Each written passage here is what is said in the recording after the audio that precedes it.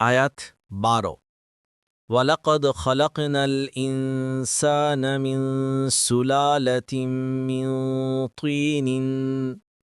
অনুবাদ, আর অবশ্যই আমরা মানুষকে সৃষ্টি করেছি মাটির উপাদান থেকে। তাফসীর ১ নং ফুটনোটের বিবরণ। সুলালাতুন শব্দের অর্থ সারাংশ এবং তুইনিন অর্থ আর্দ্র মাটি। কুর্তুবী অর্থ এই যে পৃথিবীর মাটির বিশেষ অংশ বের করে তা দ্বারা মানুষকে সৃষ্টি করা হয়েছে। দেখুন কুর্তুবী। মানব সৃষ্টির সূচনা আদম আলাইহিসসালাম থেকে এবং তার সৃষ্টি মাটির সারাংশ থেকে হয়েছে। তাই প্রথম সৃষ্টিকে মাটির সাথে সম্বন্ধযুক্ত করা হয়েছে। এরপর এক মানুষের শুক্র অন্য মানুষের সৃষ্টির কারণ হয়েছে।